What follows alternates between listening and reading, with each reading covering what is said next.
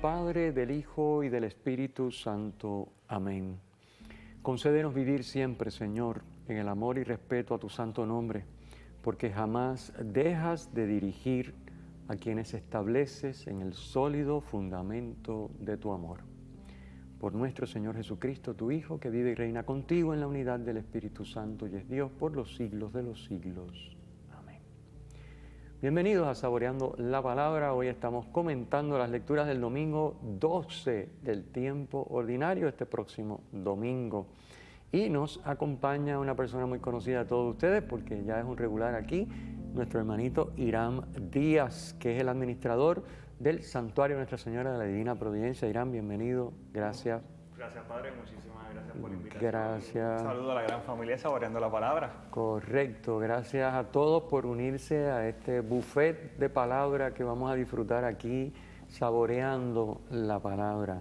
Bien, hoy tenemos en este domingo unas lecturas muy hermosas. La primera lectura de Job, que es un libro muy largo, pero muy bonito, ciertamente, con una gran enseñanza. Tenemos la segunda lectura tomada de la segunda carta de Pablo a los Corintios.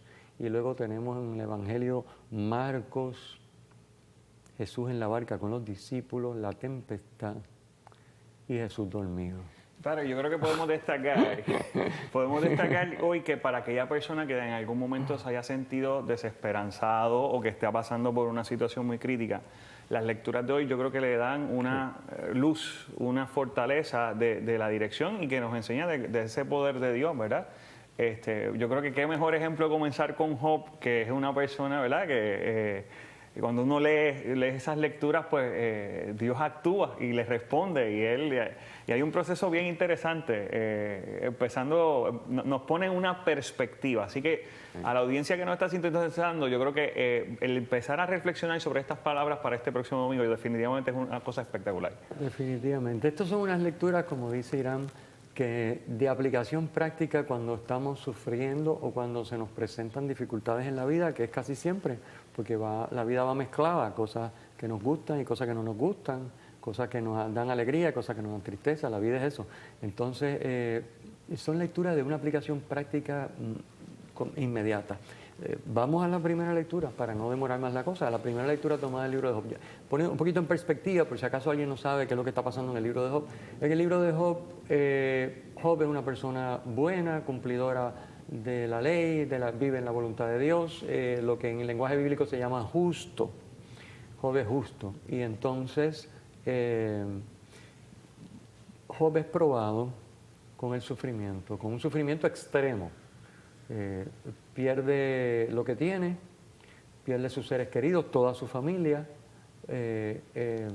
incluso pierde la salud. Lo único que no pierde es la vida, porque si no se acaba el libro. Entonces, para poder seguir hablando Job, no se muere. Pero por todo lo demás, lo único que le falta es morirse.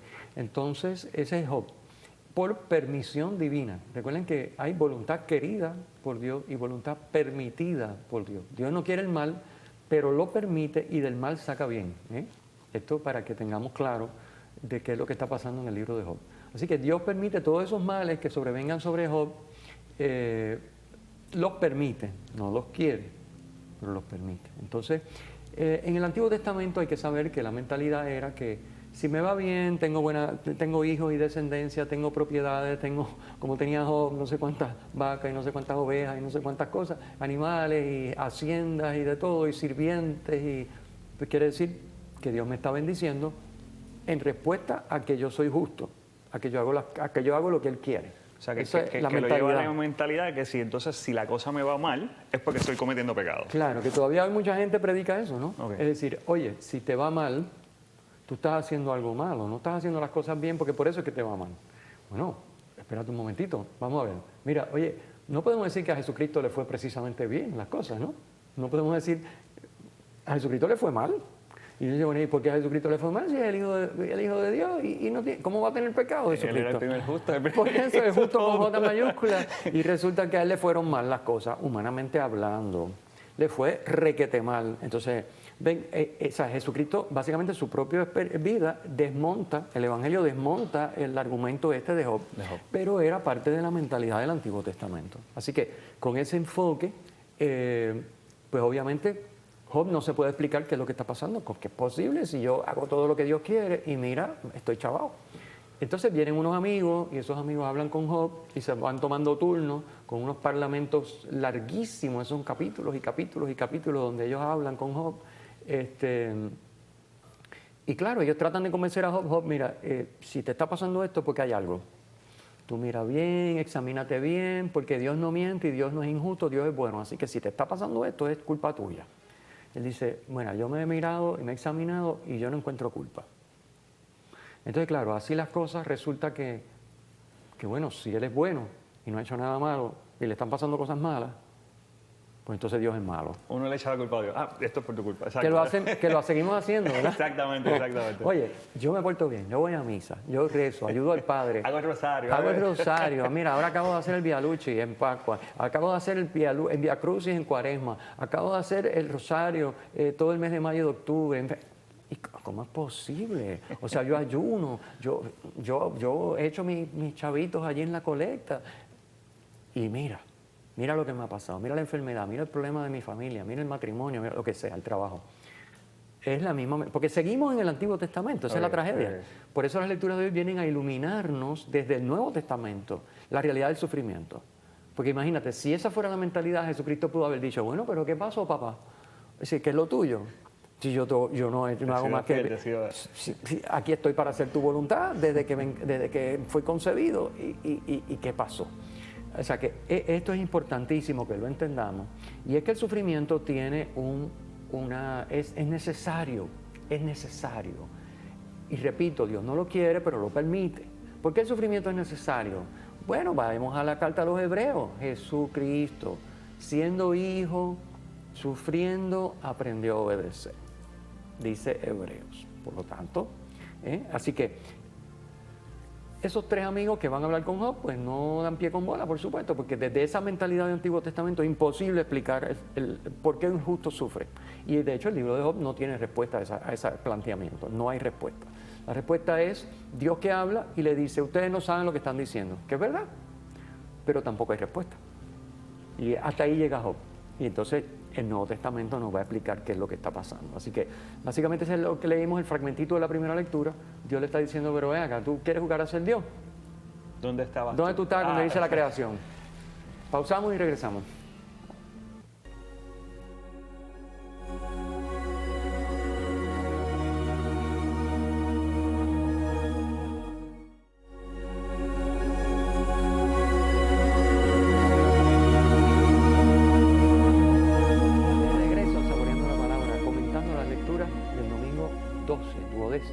Del tiempo ordinario, ciclo B. Habíamos hablado antes de la pausa de Job, la primera lectura, con nuestro hermanito Irán que nos acompaña aquí en este programa hoy.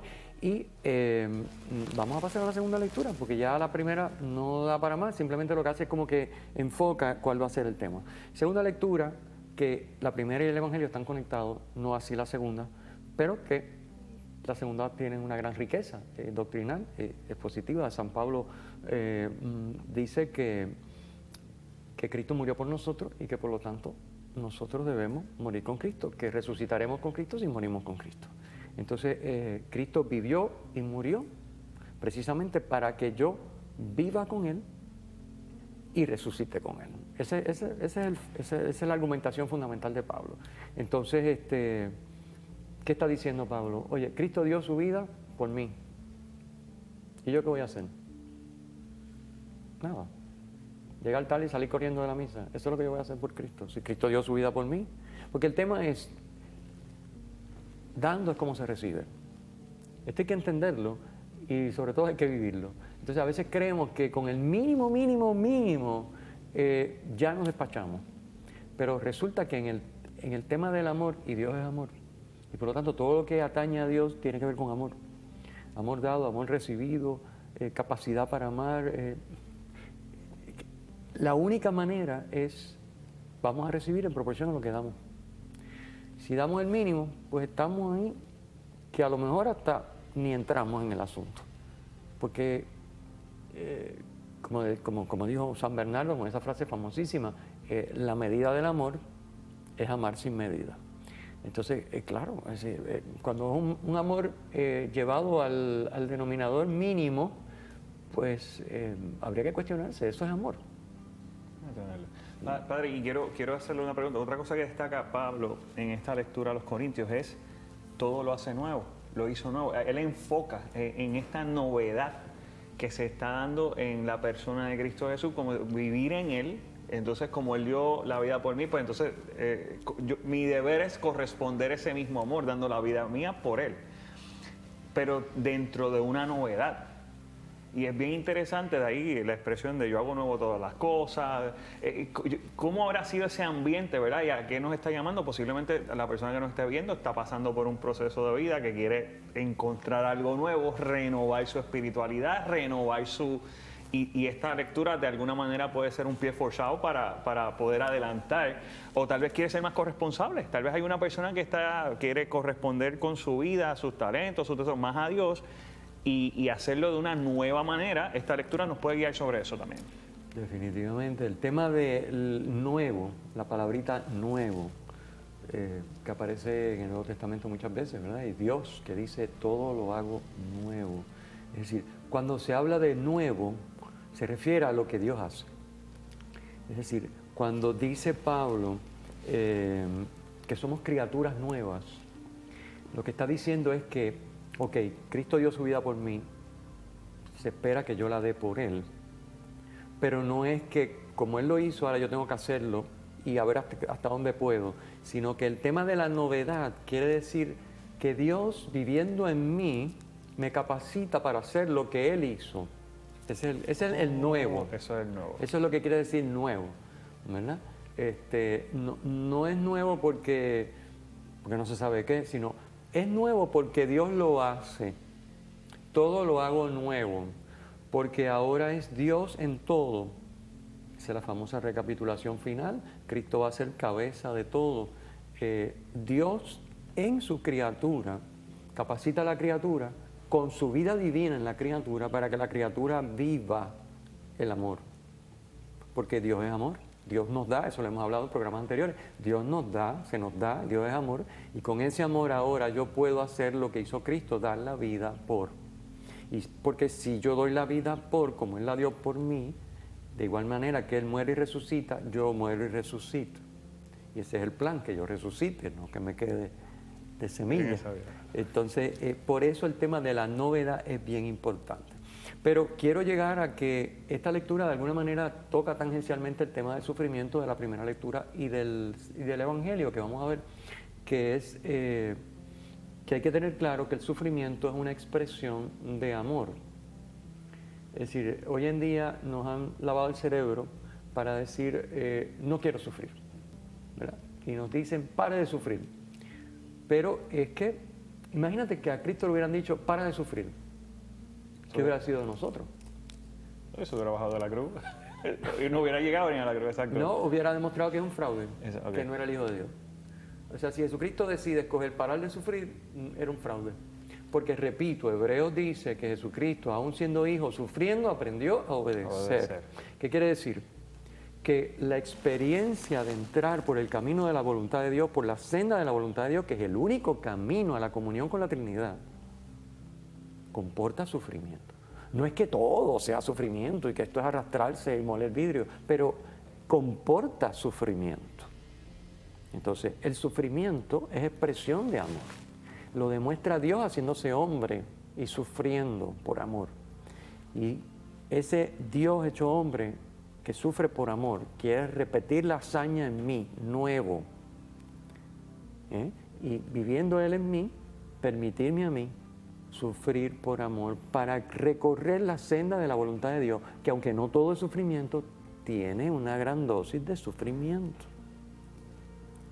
Así que el sufrimiento no es una desgracia, no es una tragedia, no es una maldición, es una bendición para el que cree, para el que se abandona en manos de Dios y para el que se abre la vida en comunión con Dios y deja que Dios junto con Él recorran ese camino de la senda de la voluntad de Dios que permite, como en la primera lectura, el sufrimiento, incluso del justo, porque el sufrimiento no quiere decir te portaste mal, prepárate que ahora viene.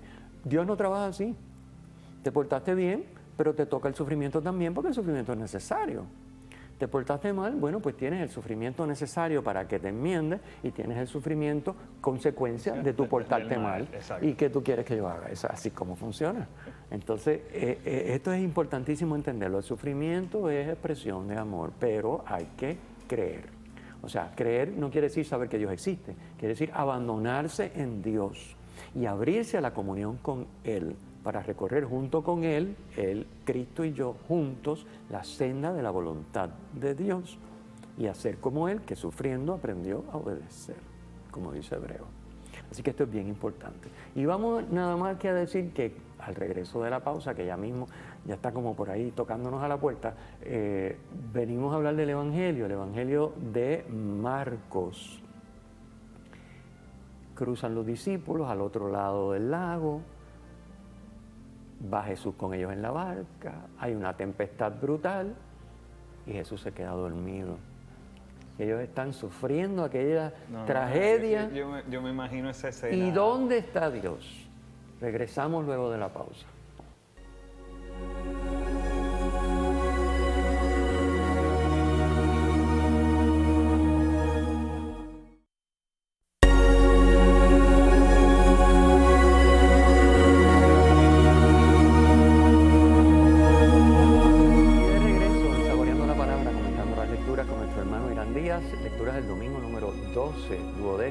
Ciclo B, duodécimo del tiempo ordinario.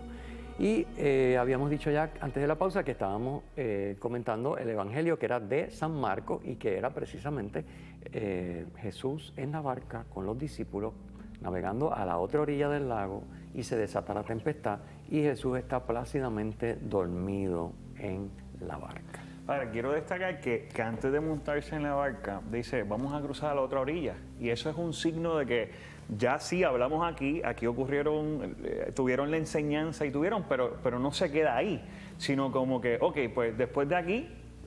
Es que es lo que venimos diciendo, es decir, Cristo como Dios, uno puede decir, oye, pero si tú sabías que iba a venir una tempestad porque tú eres Dios, ¿cómo tú dices vamos a la otra orilla? No, quedémonos aquí la noche hasta que pase la tempestad y mañana nos vamos. No, vamos a la otra orilla. Él sabía que iba a coger la tempestad.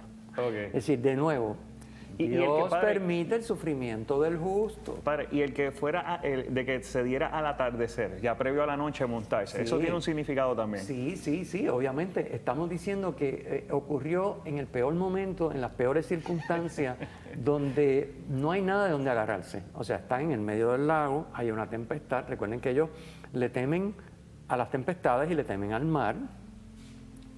Para el judío el mar es el lugar donde están las fuerzas desconocidas del mal. Okay. Entonces, esas fuerzas del mal, para ellos, para nosotros es que se picó el mar y estaba de noche y hubo olas encrespadas. Para ellos hay algo más. Hay unas fuerzas del mal detrás de eso.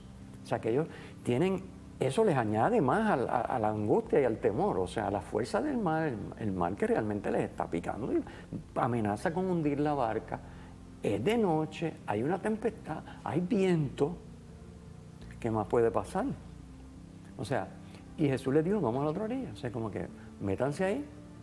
Y entonces Jesús los mete ahí y se duerme. Según el relato, ¿verdad? Vamos a explicarle a nuestros amigos televidentes que es un recurso para explicar que perdemos la conciencia de la presencia de Jesús. Eso es lo que quiere decir que Jesús se duerme, obviamente. Claro, él viene muy bien porque Jesús en la barca se pudo haber dormido. Pero en nuestra vida, a ver, si la barca es nuestra vida o si la barca es la iglesia. La barca puede ser la iglesia que cruza hacia la otra orilla. ¿Cuál es la otra orilla? ¿A dónde? Pues a donde nos quiere llevar Dios. Esa es la otra orilla. Y para llegar a la otra orilla, por ejemplo, en el caso de nuestra vida, ¿cuál es la otra orilla? Pues la vida eterna, la comunión con la Trinidad, esa es la otra orilla. Entonces Dios te dice, vamos a la otra orilla. Eso es lo que dice Jesucristo, si para eso se hizo hombre, para llevarnos a la otra orilla. Entonces nuestra vida, que es la barca, se ve amenazada, pero es que no hay otro remedio que se vea amenazada en algunos momentos para llegar a la otra orilla. Y entonces uno, como pierde la conciencia de que Cristo está con uno, pues Cristo está dormido, ¿verdad? Cuando Él está dormido, y a lo mejor ellos no se atrevían a despertarlo, Dice, vamos a esperar a ver si él se despierta, con esto está este revolú, y ellos se extrañarían. Es decir, y en medio de este revolú, pero si el viento está soplando y estamos todos empapados en agua y la barca se va a hundir, y él no se da cuenta.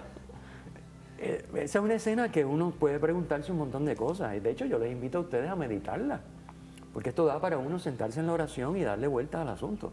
Pero básicamente lo que está pasando es que es una manera de expresar que perdemos conciencia de que Cristo está presente. Está dormido. No es que él esté dormido, es que para mí está dormido. Eso es lo que está pasando. Entonces, si para mí está dormido, yo tengo un problema, porque ahí está la tempestad, y está el agua, y me voy a hundir. Y si él no está presente, me voy a ahogar. No voy a llegar a la otra orilla. Eso es lo que está diciendo el texto. Pero afortunadamente él siempre está presente, basta despertarlo. Tan pronto lo despertamos, él se levanta, increpa la tempestad y se acabó el asunto. Pero hay que despertarlo. De hecho, hay que vivir con Cristo despierto todo el tiempo. Eso es básicamente lo que dice el Evangelio. Si tú tienes a Cristo despierto todo el tiempo, no pasa nada. Tú lo miras y él ya sabe que estás en la tempestad y él va a dejar que eso corra hasta donde es conveniente. Y cuando ya te amenace, y amenace algo que te impida llegar a la otra orilla, que es a donde él quiere que tú vayas, por eso vamos a la otra orilla, pues él va a intervenir como intervino aquí y va a decir, ya basta, se acabó, quieto. Entonces, es un relato espectacular en el sentido de que, wow, eso es exactamente lo que pasa en nuestra vida, se nos duerme. Y si lo tuviéramos presente todo el tiempo, imagínense ustedes, a ver, la tempestad puede ser un sufrimiento X o Y, pero la tempestad puede ser la tentación. Una tentación bien fuerte es una tempestad. Es una tempestad. Si yo en la tempestad, en la tentación fuerte, estoy consciente de que Cristo está ahí conmigo, porque es nuevo todo, quiere decir, Dios se me da para Él y yo vivir juntos. Entonces yo lo que tengo es que no dejar que se me duerma. Padre, tal vez también algo que debemos reflexionar es en la manera en la que despertamos a Jesús. Porque, sí, claro. Porque uno es lo mismo despertar, lo mira, Jesús se está metiendo el agua, está todo desesperadamente claro. o de manera histérica, y por eso es que posiblemente él increpa, ven acá, ¿dónde está la fe? Claro, y por eso él responde de esa manera. Hay maneras de despertarla también. O sea, bueno, es que si tú no dejas que se te duerma, no hace falta despertarlo agitándolo. Pues claro, si tú dejas que se te duerma, tú estás en la desesperación. Y entonces, pero ¿dónde estás? Como, ¿verdad? Cuando uno se desespera. Pero Señor, ¿pero dónde tú estás? ¿Pero cómo es posible? Pero mira lo que me está pasando. ¿Pero dónde tú estás metido? ¿Tú no te das cuenta de lo que está pasando? Y es porque se me durmió. Si yo no dejo que se duerma, pues eso no pasa. Porque Él está ahí todo el tiempo. Y yo lo puedo mirar. Y Él me mira. Y ya. Como miró a Pedro después de la negación. O sea, Pedro no tuvo que... Pedro simplemente lo miró. Se miraron. Y ya. ¿No? Y al tener control y pensar, ¿verdad?, que increpa el viento y increpa el mar y se tranquiliza. Vamos a Job, donde Dios le decía, ¿quién determinó hasta dónde llegaba el mar? Y entonces ahí no quieras ser Dios, no quieras calmar la tempestad, ni esperes a que esté la vida amenazada para llamarme. Déjame ser Dios en tu vida todo el tiempo, manténme despierto. Se nos acabó el tiempo, sí. Lamentablemente se nos acabó el tiempo, tenemos que despedirnos. Quiero recordarles que pueden ir al sitio web de la parroquia Cristo Redentor, pacrired.org. Allí encuentran completo el comentario escrito sobre el que basamos estas conversaciones. Hemos dicho algunas cosas, pero obviamente no todo lo que está escrito, así que vayan allí, búsquenlo. Tienen también en pantalla el correo electrónico mío, me pueden escribir si quieren. Cualquier duda, pregunta, comentario, son siempre bienvenidos. Agradecerle a Irán Díaz su presencia y su compartir tan entusiasmado en este programa, que la verdad que las lecturas están espectaculares. Y terminamos con la bendición. El Señor esté con ustedes. Y con su espíritu. La bendición de Dios Todopoderoso, Padre, Hijo y Espíritu Santo, descienda sobre ustedes, les acompañe siempre. Amén. Amén.